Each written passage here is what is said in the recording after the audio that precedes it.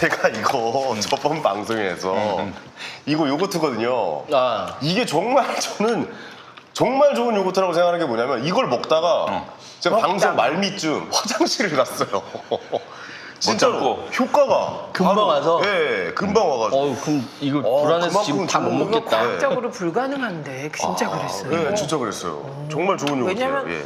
보통 음식 이 액체는 위에 1시간 반쯤 머물어요. 제가 흡수가 빠른가 봅니다. 흡수가 엄청 이순주 공주밤 수제 요거트. 네. 이순주 선생이라고 요거트계의 그 여왕입니다. 이순주 네, 요거트계의 나경원이에요. 내 후배 거기서 왜 하필 나경원이? 나경원 짱 아닙니까? 내 짱이 네, 나경원. 촬영 산맥에 위치한 청신 목장에서 만드는 1등급 수제 요거트. 네, 명품 젖소에게서 아침에 짜는 1등급 우유. 그 젖소의 몸에서 네.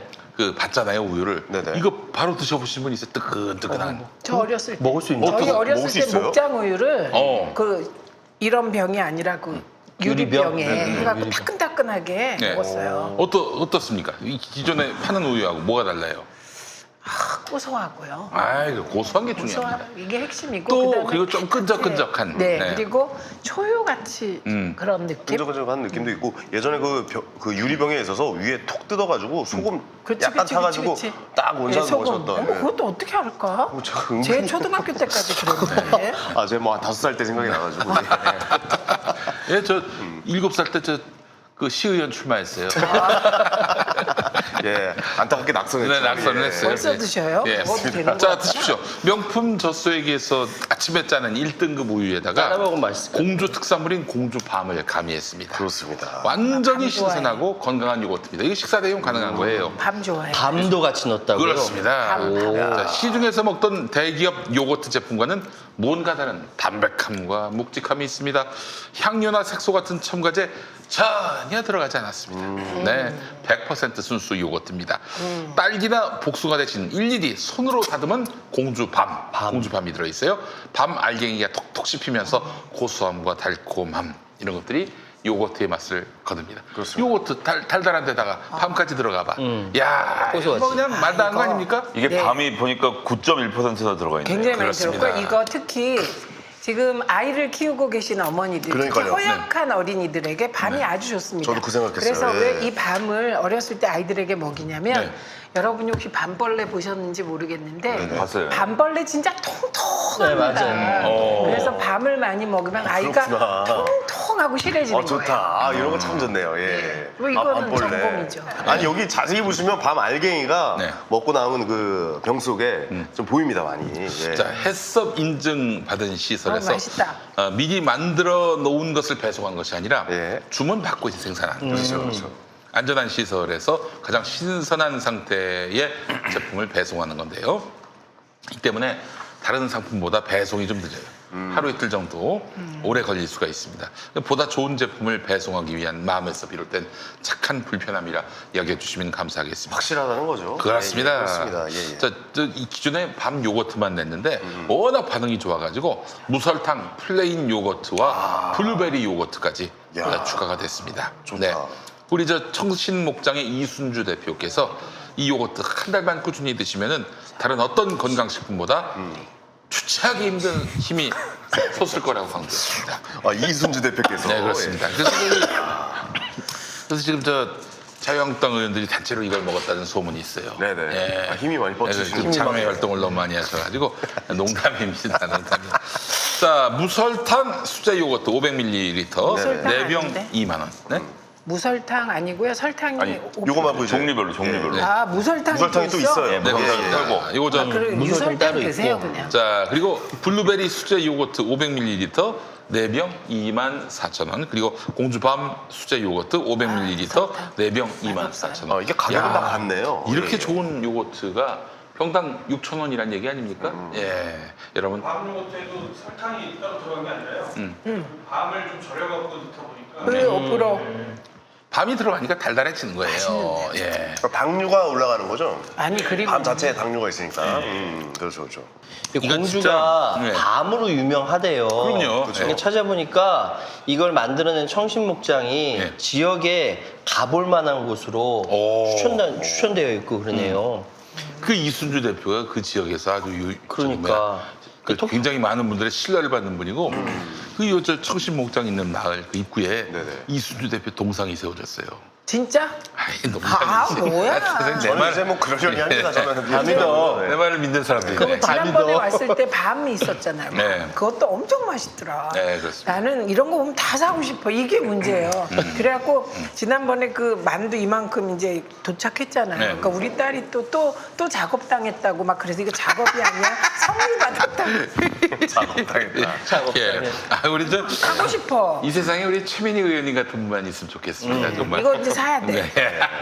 아유, 되게 정이 많이 가는. 정이 그런 아니면 예. 맛있으니까. 아, 그러니까요. 예. 아, 우리 의원님 들어가기 전에 그 김용남 의원하고 그냥 뭐 리턴 매치를 그냥 이 방송, 저 방송, 저 방송, 이 방송. 아유, 두 분이 많이 붙으시더라고요. 저희. 아니 그 어떻게 좀 뭐 서로 좀 친해졌습니까? 정이 좀 들 것 같아요. 돈도 꿔주는 사이란 소문이 있던데. 그게 참 이상한 게요. 네. 우리가 부부냐고. 그 지금 정계에 배일집 배현정이 됐어요. 그거가 아니고 장소팔 고춘자. 아, 더 옛날로 가나요? 우리 장소팔 고춘자면 지금 절반은 못 알아들었어요. 야. 못 알아듣고. 그러니까 그래갖고 장소팔. 저는 아니, 베이지 팬님도 이게 마찬가지고. 그러니까 어떤 빌드 배정도 만만치 아주머니가 않은데. 저한테 두 분이 부부냐고 그러는 거예요. 네. 그래갖고 제가 너무 깜짝 놀란 거죠. 왜냐하면 사실 연배가 차이가 많아요. 그렇지. 그 김용남 의원이 저 김구라 씨 나이인가 그래요. 아, 그래요? 그럼. 젊어요. 엄청. 젊으시군요, 그런데 이제 그 부부냐 이러니까 저는 아 그럼 내가 젊어 보인다.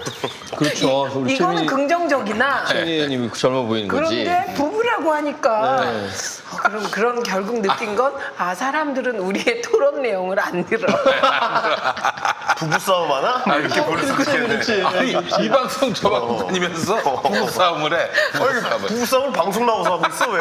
뭐 이런 생각을 할 수 있겠네. 그만고 김미아가 제일 어울리겠네. 아, 김갑시라는 게. 요즘으로 따지면. 그 예. 엄매 예. 그 기죽어. 도깨비 방망이 네. 들이죠 그게. 아우. 내용을 들어보면요. 근데 네. 전 계속 듣거든요. 어. 근데 김용남 전 의원이 네. 계속 발려요. 달려요. 발려요. 예. 그런데 끝까지 이렇게 대들어요. 네. 근데 우리 최민희 의원님이 하나하나 콕콕 찍으면서 그거 가짜 뉴스예요. 말은 제대로 해야죠. 뭐 이렇게 하니까 입장 바꿔서 진짜 부부싸움.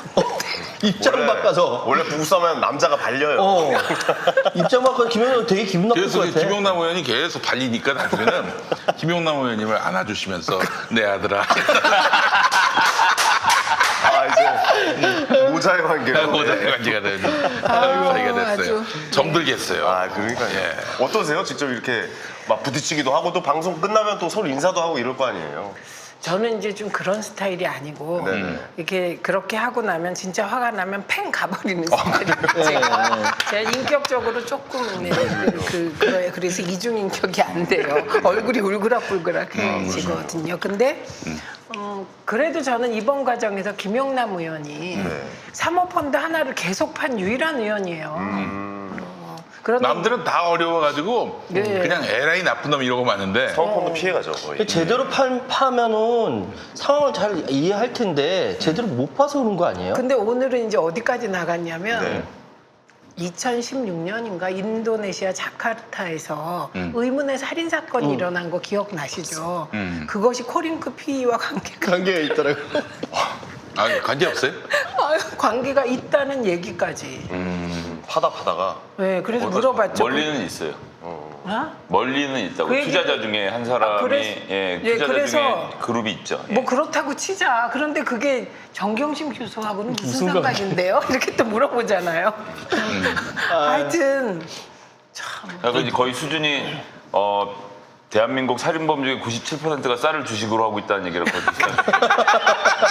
쌀 먹는 사람 다 위험해. 네, 그런 거예요. 네. 아니 진짜 소재가 고갈되고 있는 거예요 저쪽에서 자 그렇죠. 꼬투리 잡으려고 하는 아니 게. 진짜 웃기는 거 하나 있었잖아요. 그 정경심 교수의 동생이 잠시 일했던 해운 회사가 해운 회사. 있습니다. 네. 그 해운 회사가 배 하나를 중고 배를 중국 상사에 팔았어요. 그런데 그 중국 회사가 북한의 석탄을 판 거예요. 이걸 가지고 폭로라고 한 거죠. 조선일보발 보도입니다. 네. 예. 이게 보도예요.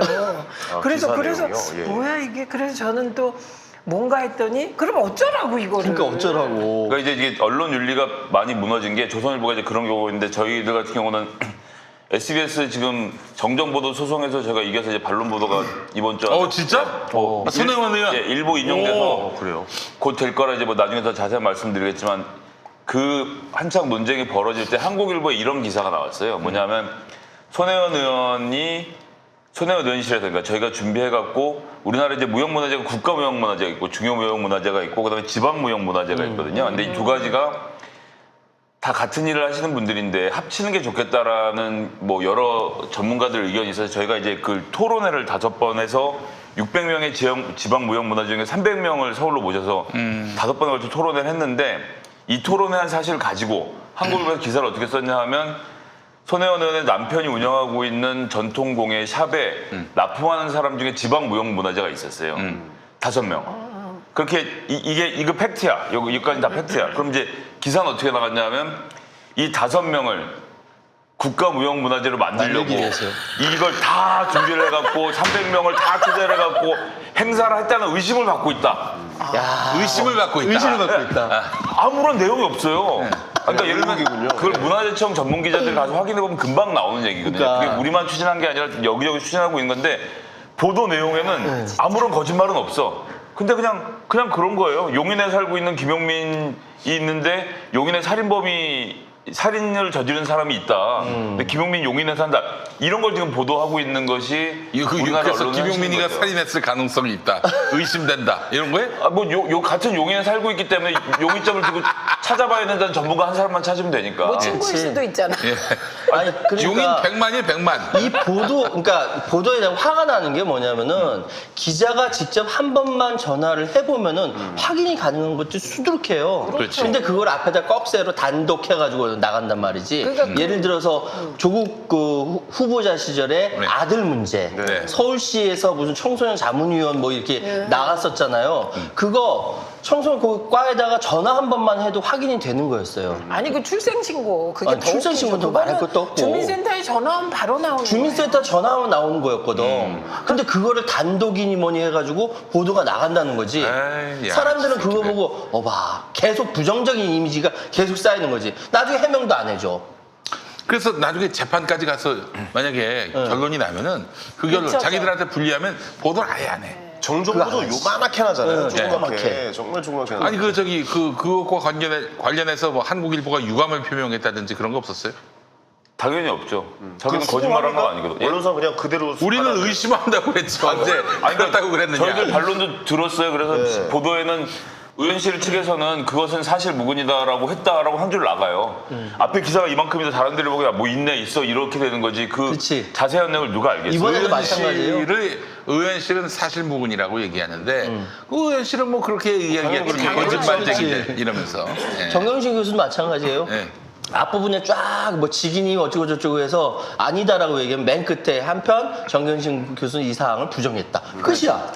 근데 아니 기사 문제는 부정했다도 정말 아니야. 예. 전화를 안 받았다. 전화를 한번. 전화를 안 받았다. 아니 정말 싫어하는 게 정정하는 걸 왜 이렇게 싫어하니까 틀릴 수 있잖아요. 사람이니까. 기사가 틀리면 그거는 네. 기사의 생명은 사실 보도인데 네네. 사실이 아니다. 그럼 사실은 그거는 그러니까 그게 엄청 기자가 큰일인 기사를 거예요. 썼는데 사실이 아닌 걸로 드러나면은 그 기자가 자신의 아니지. 정체성에 그치. 의문을 다하는 거예요. 그러니까 이제 아니 예를 근데 한 들어서 사람을 그렇게 망가뜨려 놓고 만약에 황현희 예. 씨가 그 나갔는데 나 안 그때- 웃겨. 예. 안 웃겼어. 그럼 큰일이지. 개그맨이 안 큰일 웃겨. 아니야 그러면. 아니 난 기사 한번 말씀드렸잖아요. 기사가 예. 황현희 13세 연하의 여자친구와 결혼이라고 기사가 나야 되는데 예.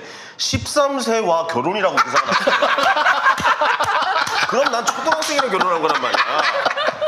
그 이 새끼들이 정정보도를 해줘야 될 거 아니야. 안 해줘 안 바꿔요. 왜냐면 트래픽이 많이 나오니까. 아 그래요. 그러니까 뭐 그런 식으로 하는 거예요. 그러니까 뭐 제 예를 들어서 좀 그렇지만. 근데 13세 연하라는 것에 대해서는 사과했어요? 네, 사과드렸죠.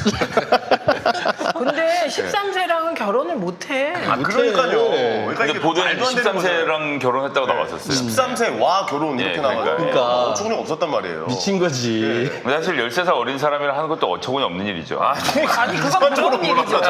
그거는 부러운 일, 부러운 일. 아, 예. 부러워서 이러는 그러니까 거. 어쨌든 그런 게 있으면 바꿔야 되고 정정보도를 해야 되는데 기자들은 그거를 진짜 목숨 다루듯이 되게 싫어하더라고요. 심지어는 어떤 일이 있었냐면은 어떤 개그맨인데 뭐 그분 이름 얘기하면 좀 폐가 될 것 같아가지고 그 개그맨이 잘못한 건 없어요. 그분이 이제 한번 약혼을 했다고.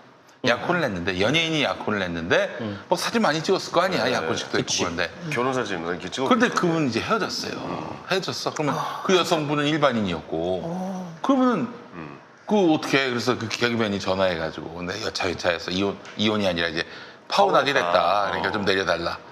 왜요? 올린 기사를 왜 내려요? 그리고 당시 약혼한 거 맞잖아요. 팩트잖아요. 왜 내려요? 이랬다는 거야. 그러니까 내린다는 거 요즘 자체를 같으면 아마 내려달라고 요구해 파문 뭐 이렇게 해갖고 기사가 다 나오겠죠. 오류 기사를 또 하나 내고. 네, 기사를 또 내지. 예.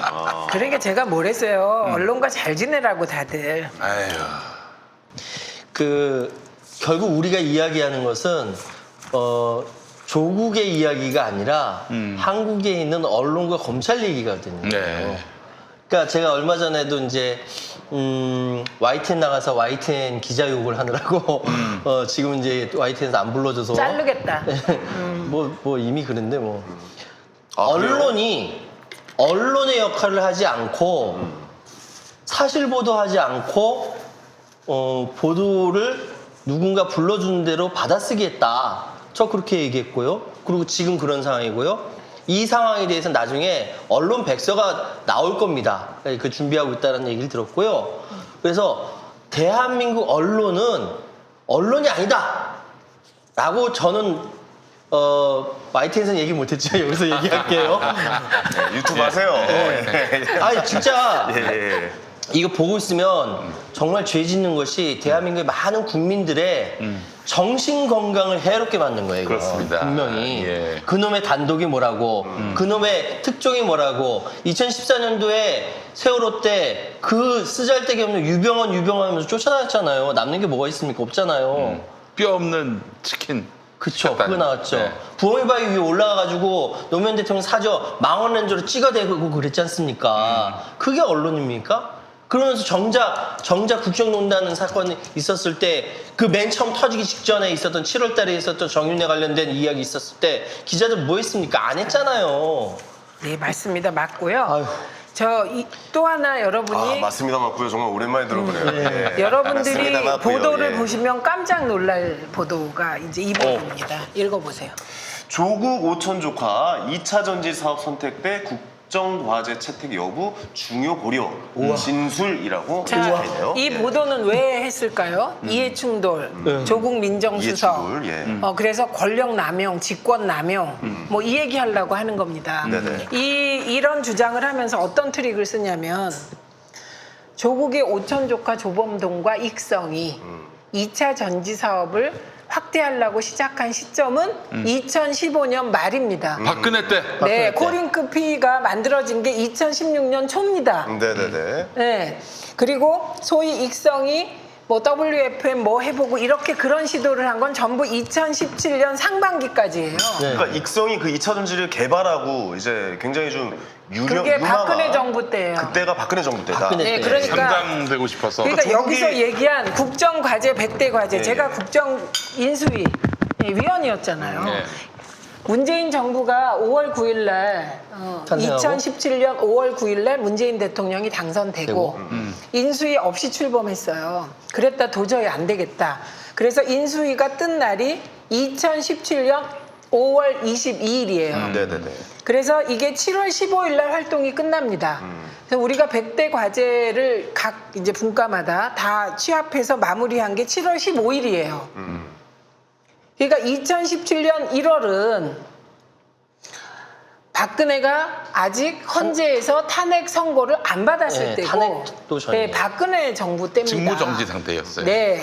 그런데 2017년 1월에 이 벌어진 모든 일을 어떻게 미래에 2차 전지 사업이 2차 전지 사업이 100대 과제 과제에 안에 들어갈 들어갔구나. 거라고 생각하고 자기가 고려했다고 말합니까? 그러니까 이게 시점을 막 흐트러뜨려 가지고 속이는 겁니다. 그 이거는 정보를 국민을. 듣고 거기다 투자를 한 것이 아니라 그 시점이 훨씬 전이었다라고. 그렇죠. 예, 생각을 그러니까 하면 되겠네요. 그래서 예. 최종 확정돼서 발표된 건 2017년 7월 19일이에요.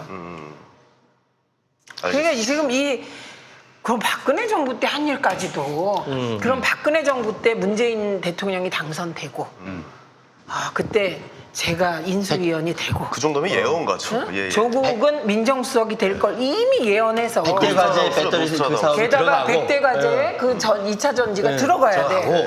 그러니까 이렇게 시점을 왔다 갔다 하면서 이건 정말 혹세무민 기사. 악의적인 그 많은 사람들은요 부산대 의전원을 문재인 정부 때 들어간 줄 알아. 조국 장관 딸이. 지금 28살이에요. 예. 그 이제 그렇게 시점을 얘기 안 하고 네. 얘기해 버리면은 이게 저 이명박 타임라인이 안 박근혜 맞죠. 예, 예. 이제 어떤 일을 겪었냐면은 이명박 때 네. 나경원한테 고발을 당했어요. 낙검수에서 네. 약간 그 호남 그 사무관들을 전출하는 나경원 지역구의 구청에서 그런 일이 있어서 그걸 그렇죠, 취재했었는데 그렇죠. 네.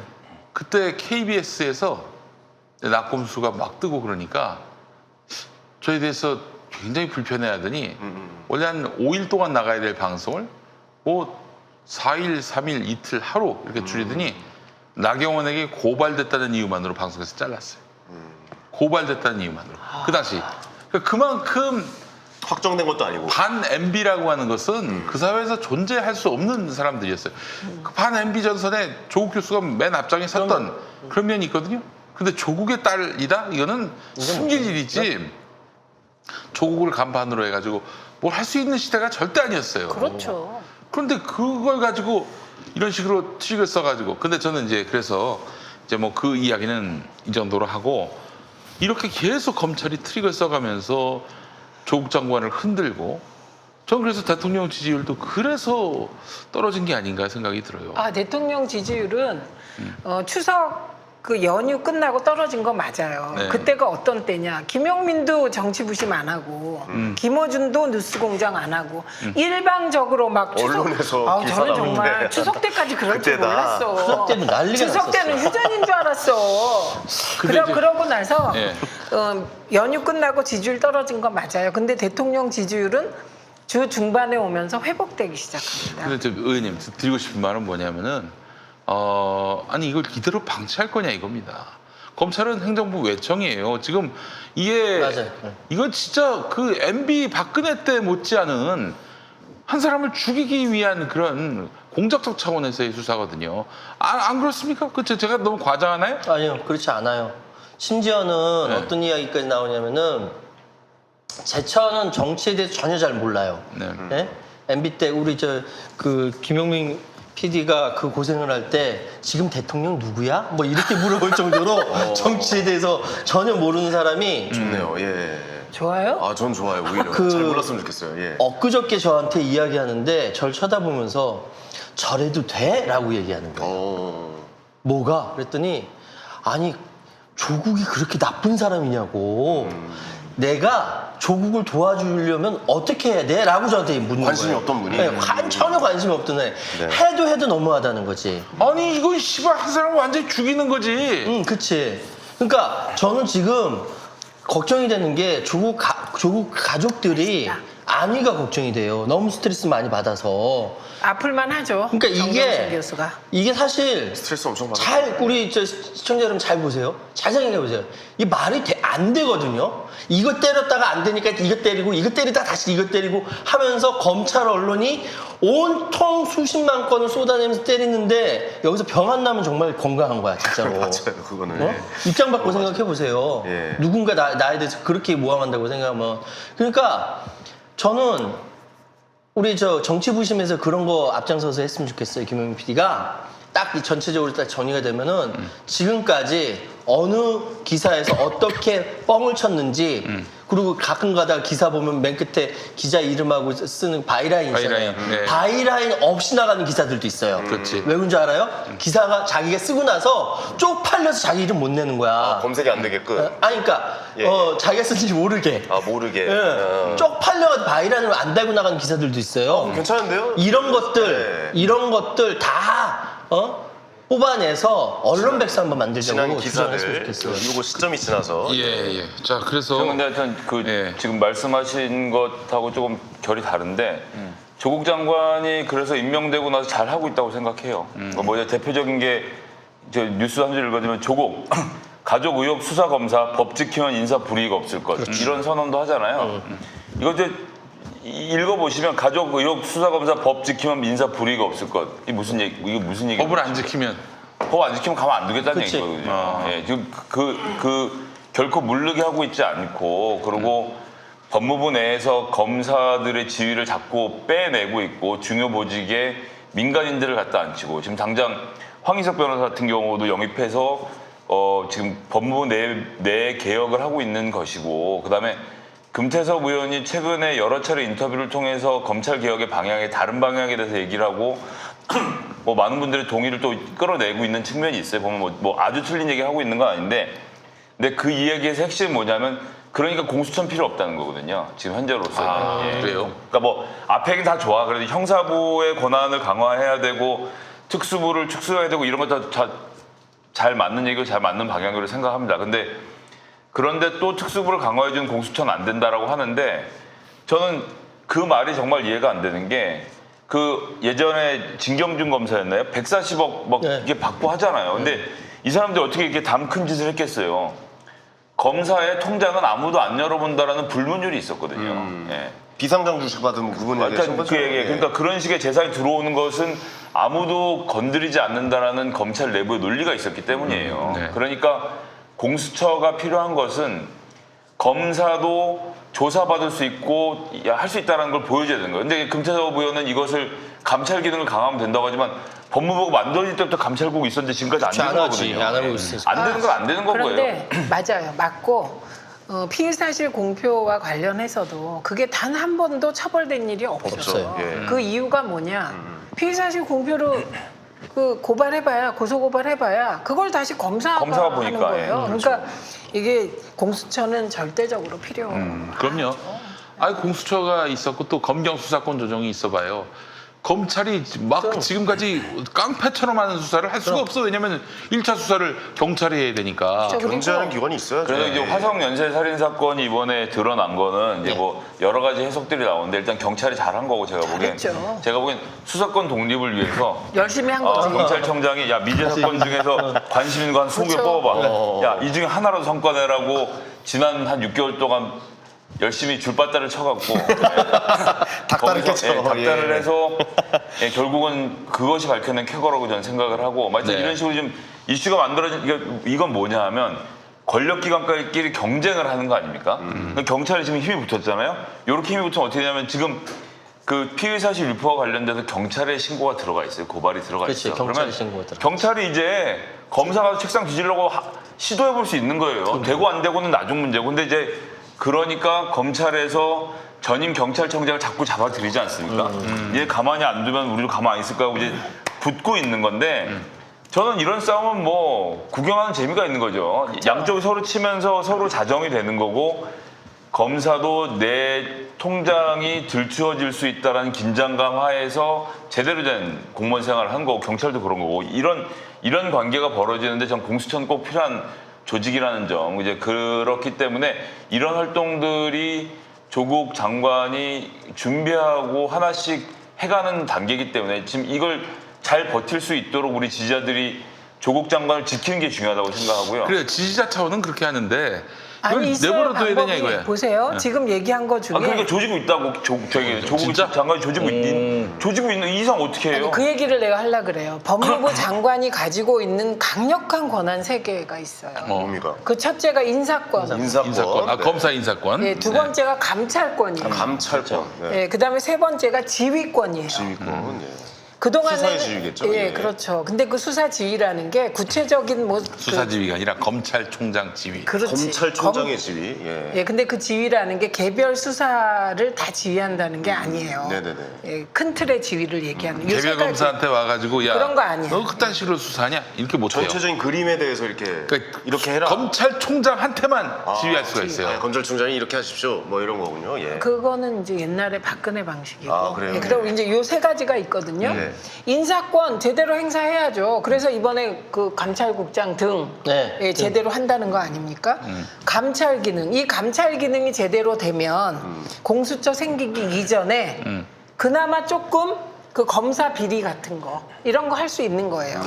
그리고 법을 지키냐 안 지키냐 아까 얘기한 거 할 수 있는 거예요. 이게 강력한 권한이에요. 김경진 의원도 그래서 네. 의원님 말씀처럼 그런 법무부 장관의 권한이 있기 때문에 결국 저 공무원들 검사도 공무원인데 그 인사 발령 때 그 하여튼 그 덕을 봐가지고 그렇게 해서 출세하고 승진하고 그게 그 소박한 꿈이자 뭐 자기가 이 조직에서 성공한 징표가 될 수 있을 텐데 그런데 법무부 장관 또 대통령이 싫어할 수사를 그렇게 그 절도와 양식 없이 그냥 깡패처럼 할 수 있겠느냐. 검사들은 그런 사람들 아니다. 이런 식으로 김경진 의원이 얘기합니다. 그 이제 과거에 김경진 의원 검찰에 있을 때 검찰 얘기하는 거고. 그래요? 지금 윤석열 검찰은 그렇지는 않아요. 근데 이제 그게 또 복잡하게 좀 따로 보셔야 되는 건 이런 거예요. 그러니까 조국 장관이 앞으로 저희의 기대는 문재인 대통령의 임기와 함께 가는 장관이 됐으면 좋겠다 생각하고 있는데 그 얘기는 다렇게 하면 뭐하냐면 1년 반 있으면 검찰총장이 교체가 됩니다. 1년 반? 그러니까 아까 이제 2년 반 정도 남았죠. 3년이니까. 근데 어쨌거나 검찰총장. 검찰총장이 먼저 그만둬요. 맞아요. 예, 검찰총장이 먼저 그만두고 법무부 장관이 남아있기 때문에 네. 지금 다음번 차기 검찰총장을 노리는 사람들의 정치 수는 윤석열의 수와 같지 않습니다. 아. 예, 그런데 다만 이번에 윤석열 검찰총장이 인사권을 발동하면서 특수부로 여기저기 꽉꽉 채운 것이 하나 있긴 한 거예요. 그리고 그 라인은 2년인가요? 임기 2년입니다. 예, 그럼 1년 반 남은 거 맞죠? 예. 그렇기 때문에 그런 상태에서 이 현재 특수부 지휘를 하고 있는 팀은 윤석열 총장과 명운을 같이 하는 집단인 거예요. 그리고 뭐 이 사람들 또 이대로 나가면 굶어 죽는 게 아니라 변호사가 돼서 또 잘 살아요. 그러니까 이제 그렇게 놓고 예. 특수부의 명예를 걸고 검찰총장의 1호 수사를 하고 있는 거기 때문에 무조건 열심히 할 거고 그렇지만 다른 사람들은 또 다른 생각을 하는 거죠. 이 검찰 조직이 검사 동일체라고 하지만 윤석열 검찰총장의 임기가 정해져 있기 때문에 그 차기를 바라보는 사람들은 그 차기대로 복잡한 계산들을 하고 있고 그 복잡한 계산이 함께 고려되어야 한다는 겁니다. 그래서 검찰 전체가 문재인 정부에게 맞서서 칼을 뽑아들고 난도질하고 있는 상황으로 이 그림을 보시면 안 됩니다. 그 알겠습니다. 검찰 개혁 이야기 하게 되는데요. 여러 가지 이야기들이 많이 있죠. 근데 그 중에 아직 이제 이야기가 안 나오는 것 중에 하나가 이제는 그런 검사장은 문민 통제를 위해서 국민들이 통제되는 검찰이 되기 위해서 검사장 직선을 하자라는 이야기까지 나오고 그렇죠. 있어요. 지역별로 예. 지역별로. 검사장 직관. 그러니까 검사장을 예. 지역별로 검사장이 있으니까 그 검사장을 국민의 국민이- 손으로 뽑는 거죠. 부산지검장, 부산지검장, 뭐 대구지검장. 네, 그렇죠. 근데 이거 좀 윤석열은 왜 그러고 있을까요? 거기에 대해서 여러 썰이 있는데 네. 썰이 있는데 네, 썰이 있는데 뭐 아주 극단적인 썰은 큰 꿈을 꾸고 있다 이런 분도 계세요. 아, 그 꿈을 보수 꾸고 언론 있다. 사주를 만났을 때 뭐라고 얘기했는지 그 사주가 나중에 했던 말이 그 친구의 꿈은 검찰총장이 아니더만 더 큰 꿈을 꾸고 있어 이런 얘기를 했다고 그게 합니다. 법무부 장관인가? 그다음에 네. 두 번째는 네. 이게 윤석열 총장이 검찰총장이 되고 나면 검찰 조직 논리에 휩싸이게 되어서 네네. 검찰 개혁을 검찰 중심으로 진행하기 위해서 힘겨루기를 하고 있다. 이게 두 번째 시각이고 제가 그 얘기를 들었어요. 가장 많은 시각입니다. 네, 두 번째 시각이. 그다음에 세 번째 시각.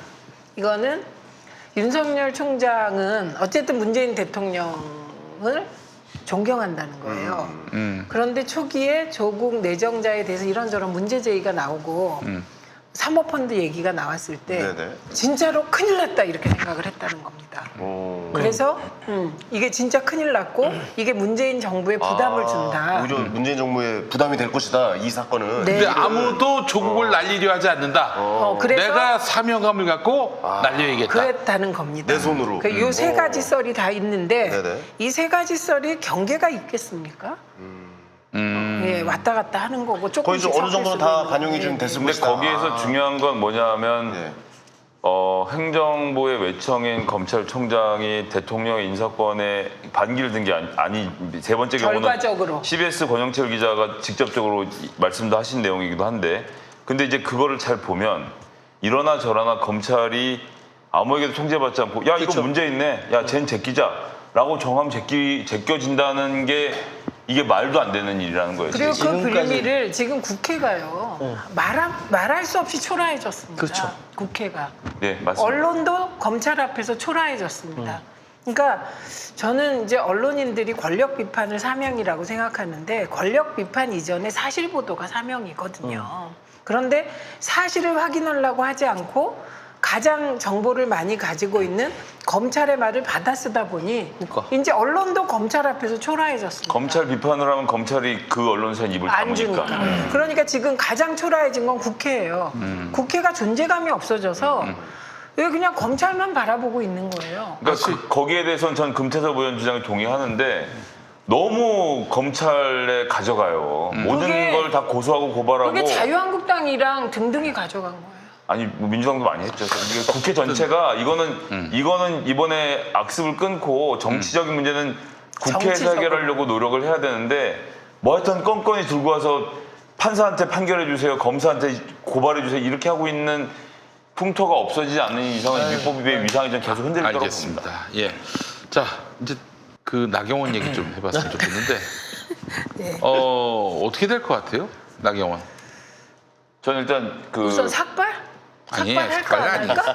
그게 관심 없고요. 자녀 문제. 자녀 문제. 자녀 문제. 저는 제가 미국 뭐 유학을 준비했던 경험도 있고 한데 이제 보면 무슨 차이가 있냐면 제가 2000년대 초반에 준비를 해서 갔는데 그때는 서류 보내고 이러는 게 좀 느슨했어요. 이게 무슨 얘기냐면 미국은 사회 전체적 분위기가 거짓말을 별로 안 해요. 잘 안 해. 그냥 문화가 그래요. 그러니까 팩스로 보내도 다 믿어. 그럼 우리나라 팩스로 보낼 수 있다면 일단 거짓말을 고쳐서 보내고 뭐 이런 게 가능하잖아요. 그래요. 근데 미국은 기본적으로 문화가 그냥 그래요. 근데 이제 대신 뭐가 차이가 있냐면 나중에 만에 하나라도 거짓말인 게 드러나면 뿌리채 뽑아냅니다. 뿌리채. 예, 그건 뭐 벌금이 어마어마하다면서요. 뭐 예. 어떤 거짓말한 것을 들키는 순간은 네. 그것에 대해서 확실하게 그 끝장을 낸다. 그래서 심지어 어느 대학 총장은 대학교 3학년 때인가 대학원 1학년 때 썼던 페이퍼가 표절인 것이 드러나서 교수직 박탈당하고 총장직을 박탈당했어요. 그 오랜 시간이 흐른 다음에도 그런 상태인데 어제 오늘 뭐 AP 같은 미국 프랑스의 통신사까지 예일 대학에 들어간 아들 문제에 대해서 지금 문제 제기를 했잖아요. 네, 맞아요. 그러면 예일 대학의 입장에서는 이건 뭐 그러니까 이렇게 되면 이건 얄짤 없이 봅니다. 조사하나요? 조사를 하고 이것이 드러나면 무조건 저는 뭐 이건 우리나라에서 뭐 정적 고려하고 이런 게 미국에 대해 특히 거짓말하는 것에 대해서는 절대 봐주는 게 없기 때문에 저는 이게 생각보다 좀 심각한 방향으로 가고 있고 이미 그 대학 교수가 그러니까 왜 이게 중요하냐면 고등학교 때 자기가 설계한 논문이라는 것으로 점수를 받았던 건데 그 설계를 같이 윤영원. 해줬던 윤 교수가 설계를 어떻게 그 고등학생이 했냐 내가 잘 이해도 못하는 거 내가 해줬다는 인터뷰가 나가버렸잖아요. 나갔지.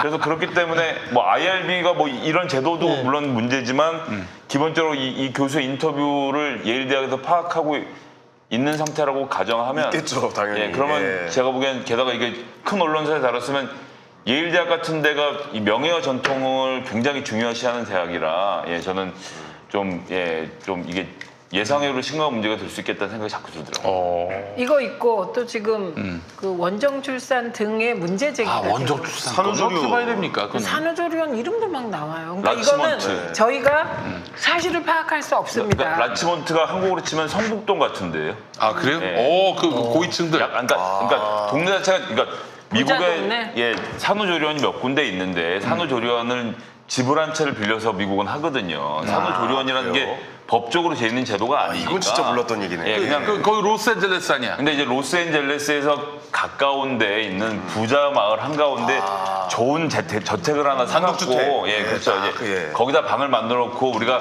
격조 있는 산후조리를 한다 이런 거지. 그러니까 우리나라는 산후조리가 무슨 뭐 업태가 구분돼 있는지 모르겠는데 이건 없거든요, 그런 게. 일단 서양 사람들은 우리나라처럼 조리를 안 해요. 그렇지. 그냥 애 낳고 바로 애가 샤워해. 좀 낳기가 쉬워. 예, 어쨌든 그런 환경에 있어서 라치몬테 조리원이 있는데 미스 USA라는 미국에서 가장 큰 커뮤니티였던 분이 라치몬테 산후조리원까지 오늘 얘기하고 다음번 얘기 나중에 하자라고 해놓은 것이 좀 지금 회자가 되는 중인 거죠.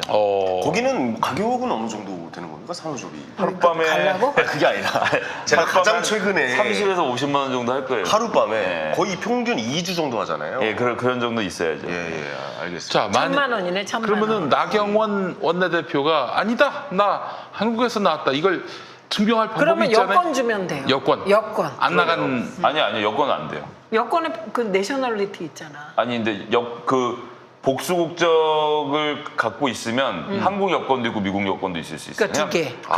제일 간단한 방법은 비자? 부산 무슨 대학이고 무슨 애 낳은 곳이. 병원인지만 확인하면 그 병원에서 갖고 있으니까 그냥 그렇게 끝나요. 사실 뭐 복잡하게 갈 게 없습니다. 근데 지금 나경원 대표는 현재 시각으로 안 내놓겠다. 왜냐하면 내놓으면 논란이 계속되기 때문에.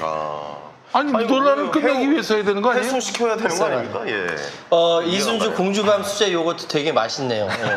저는 다 먹었어요. 엄청 배부르고. 먹으면서 이야기할게요. 아니, 예. 그러니까 우리 지금 최민희 의원님. 예. 맛있어. 아니, 콜라까지 넣어서 이렇게 예, 맛있으니까. 그 지금 나경원 의원 같은 경우는 그 부분은 묻고 싶은 과거일 거예요. 근데 그거는 묻고 싶은 과거는 뭐 묻어보라고요. 나중에 드러날 테니까. 근데 명확한 거는 나경원 의원 초중등 교육법을 위반한 건 확실히 돼. 이거는 나 의원도 인정을 했어요. 나 의원 측도. 왜냐하면은 빼박이니까. 네. 어쩔 수 없이 자기는 여기서 국회의원을 해야 되니까 미국에 가서 아이를 보고 케어를 못하는 상황이고 남편만 갔다는 거예요. 근데 법이 그때는 그렇게 근데 입장 바꿔서 만약에 조국이 그런 입장이라고 생각해봐. 지난번에 한 달인가 나왔었죠. 예, 나왔었죠. 난리 그렇죠. 났었죠. 난리 났었죠. 이번엔 그렇게 나오지 않아. 참 신기하죠? 되게 반대해. 그래서 이번 이런 상황을 우리 그 좀 의식 있는 방송에서는 계속 비교해가면서 해야겠다라고 말씀드리면서 그러기 위해서는 이순주 공주밤 수제 요거트를 구매해 주시라 말씀드릴게요. 그래서 뭐 나경원 씨도 본인 그 눈에 넣어도 아프지 않을 자식을 중학교 때부터 미국 보내서 공부시켜야 되는 여러 가지 사정들이 있었겠죠. 저는 이걸 뭐 비꼬거나 욕하고 싶지 않습니다. 다 여러 가지 사정으로 그렇게 했을 텐데 이렇게 하는 게 지금 맞냐 정치가. 예. 뭐 모든 국회의원들의 모든 집안 이렇게 되면 다음부터는 장관 청문회를 국회의원 나가든 그 자식이 자녀 대학 갔으면 못 자기소개서를 다 들춰보게 생긴 거예요. 그래서 네.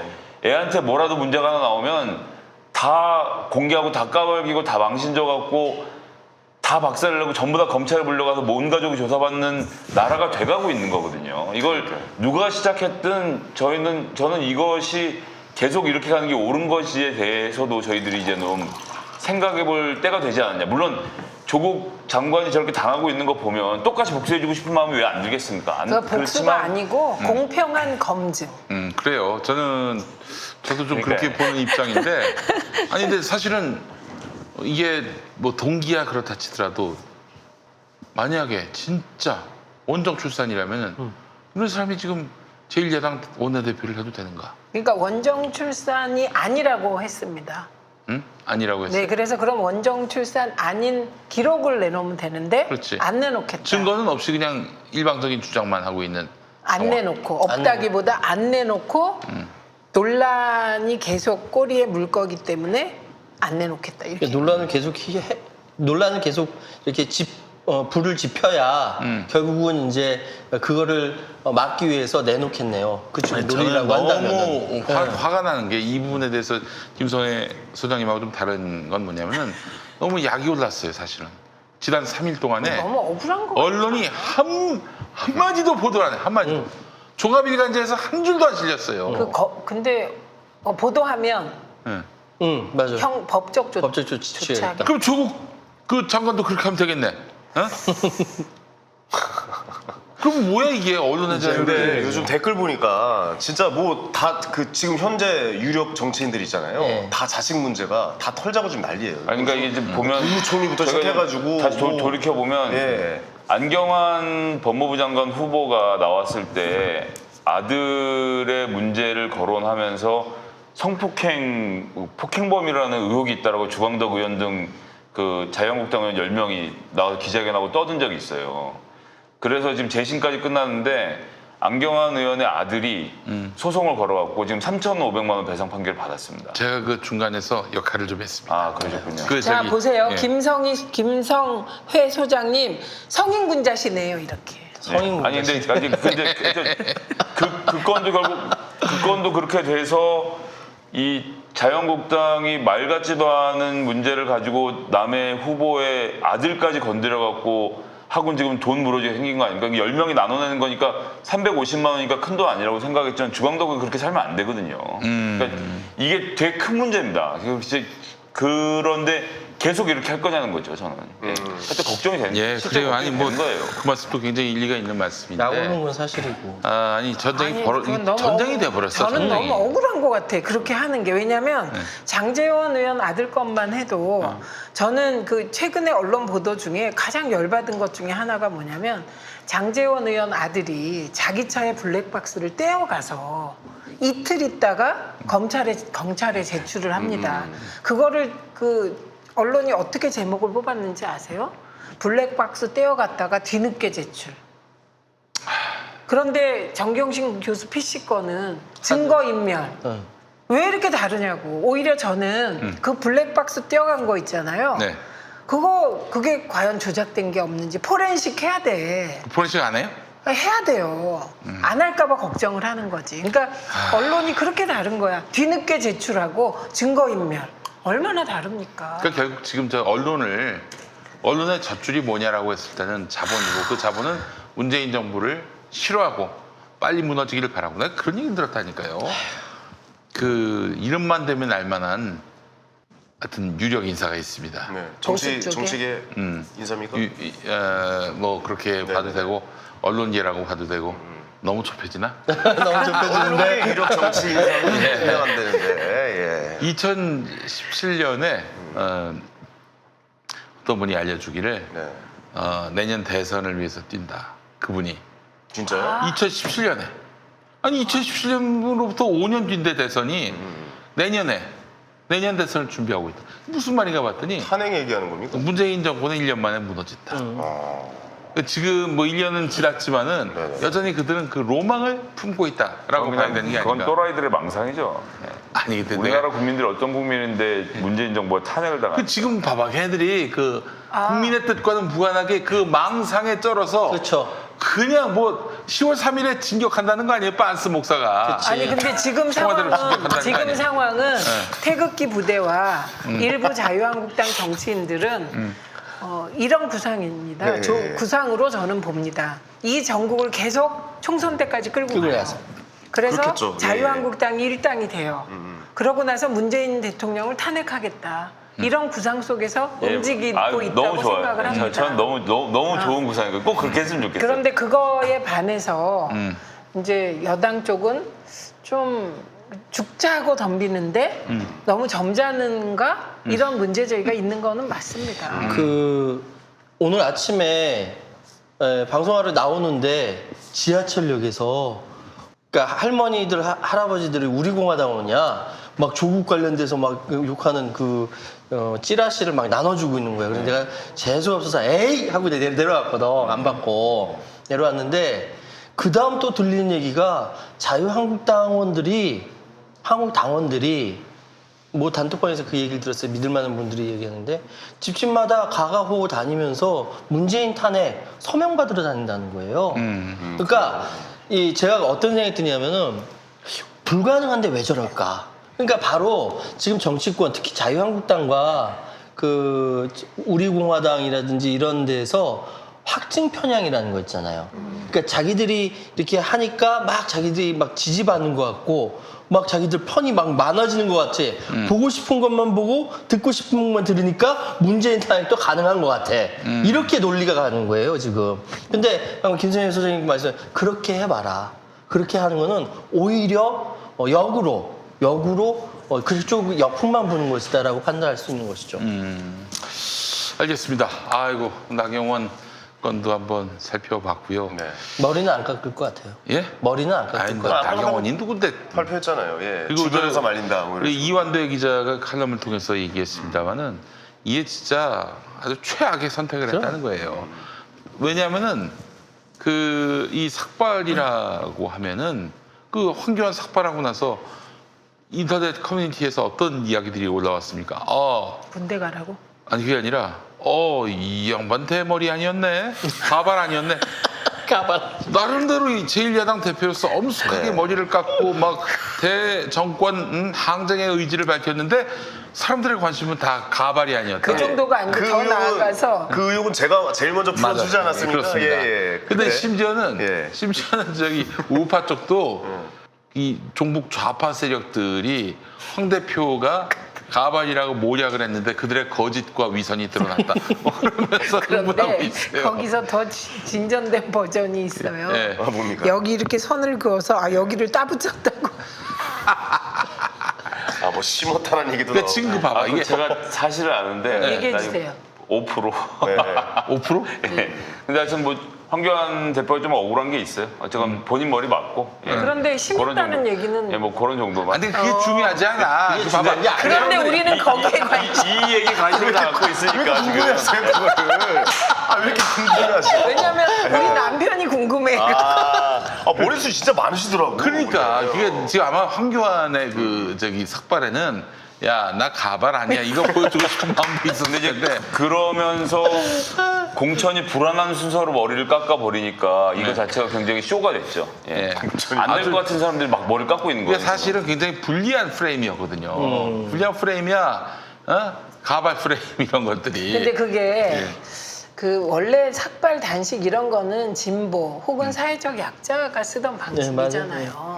그리고 어떻게 보면 그쪽은 그 세력을 탄압하던 쪽. 그렇죠. 뭐 인데. 삭발 자체를 굉장히 비웃기도 했고. 그렇죠. 그런데 예. 그 방식을 쫓아가고 있다는 거. 그러니까 제가 그게 문제인 그 거죠. 뭐 다른 방송에 말씀드렸습니다만 여기서 제일 웃기는 건 뭐냐면 황교안 대표가 본인 머릿속에서는 그 1대1 대결을 문재인 대통령이랑 하고 싶어서 청와대 앞으로 간 거예요. 갔는데 본인이 공안 검사잖아. 공공의 안녕과 질서를 중시한 사람이니까 체제 전복에 대한 컨셉이 없는 사람이에요. 그러니까 문재인 대통령한테 야 너 나와 이렇게 해야 되는데 그렇게 못하는 거야. 그래서 가서 본인 머리를 꺾고 뭐라 그랬어요?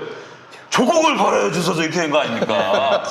이게 도끼 상소야. 도끼 들고 와서 전하 어이 되려고 조국을 이렇게 하십니까? 이렇게 한 거거든요. 그러니까 충신이 가서. 예, 나가서 그 본인 걸 굉장히 웃으셨어요. 그러니까 제가 그렇게 보기에는. 되네, 예, 생각해보니까. 이거는 대통령한테 절을 한 꼴이 된 거예요. 그 다음날 김문수가 정확히 얘기했어요. 김문수 전 의원이 문재인을 탄핵하고 조국을 구속해야 된다라고 하는 게 본인의 격과 문재인의 그 대통령의 격을 똑같이 하는 효과가 있는데 그런 효과는 누리지도 못하고 제1야당의 당대표라는 사람이 청와대 앞에 가서 대통령을 임금으로 생각하고 호소를 하고 내려오는 꼴이 돼버려서 저는 제 벌어야 주시옵소서. 예, 정말 오늘 너무 답답하더라고요. 저 아니, 누가 그러니까 작전을 문재인 했다는지. 대통령 입장에선 그런 게 다 무흐 이렇게. 아니 근데 대통령께서 그러니까, 제 말이. 이렇게 사람을 보내셨더라고요. 그러니까. 사실 안 강기정 하셨다고 그랬잖아요. 그러니까. 저는 그거 보고 그것도 상황도 신하고 된 웃기더라고. 것처럼. 저기 삭발하지 마세요.